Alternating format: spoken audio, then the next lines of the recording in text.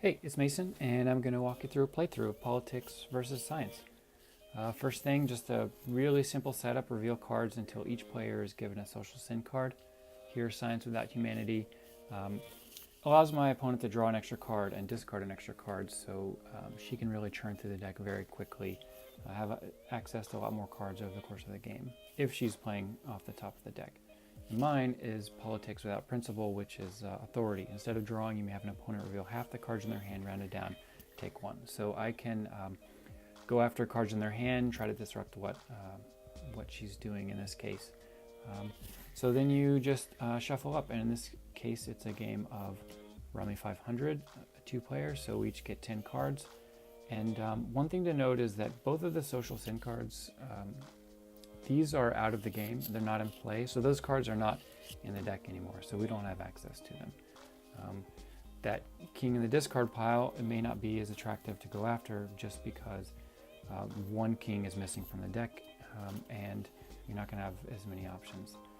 Any other social sin cards that are revealed over the course of the game, you just play them as their normal value. In this case, in my hand, you can see the Religion Without Sacrifice. It's just the 2 of diamonds. So you just play those as your normal value.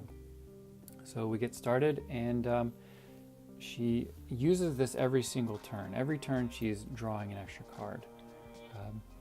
And what's great about this too is that the second half of the ability, when you're discarding an extra card, you can stash cards underneath the top discard. So that 9 of clubs, because it's underneath this 7 of spades, then it's not as easy for me to access it. So now it's my turn and I have a choice. I can either draw from the deck or from the discard pile. In this case, I'll use the ability, which is to have her reveal half the cards in her hand rounded down.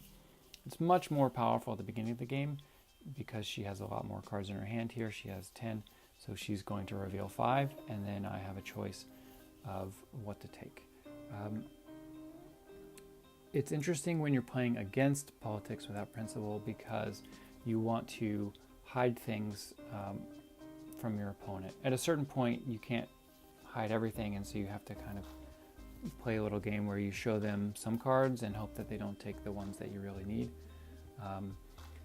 So I've taken a card, and then I discard a card as normal, and then it's her turn. So in this case, she will draw from the top of the deck, and this version, Sin Rummy, has a lot more options than normal Rummy, because you're playing your own social sin card and you have to understand the strategies of it, but at the same time you have to understand your opponent's cards as well, so that you know how best to play against it. So there's really a lot to work out. It can be a lot more complex. In this case, I chose to pick up from the discard pile, and then just discard the king here.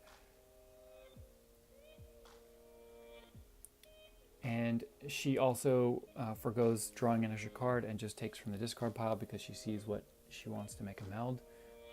Here we're both trying to just score as many points as possible. See, now it's much tougher for me because she has played out a lot of cards from her hand. She only has 4 cards left, and so if I use my ability, then would show half, so she's only showing 2 cards. So at this point it actually can be very dangerous for me because every card I take means that she has 1 less card in her hand, so she's actually 1 card closer to going out. And my hand at this point is just terrible, so I could end up being stuck with all those points, which would be subtracted from my score. And it can be really disheartening at this. In the later stages of the game, Politics loses its potency because now I can't really take stuff from her hand. She's close to going out, and so I'm just playing off the top of the deck. That's one of the things I really love about Sin Rummy, is because there's a lot of depth to the gameplay. You really have to keep track of what your opponent's doing, much more so here. So she knows that she wants to lay down melds as soon as possible. In a normal game of Rummy, you might want to hold the melds so people can't play off of them, but she's really focused on getting cards out of her hand as fast as she possibly can, because that lowers the potency of what my strategy is doing. So we're at the end of the game, so she's found the last meld she needs and discards her last 2 cards, and that's it.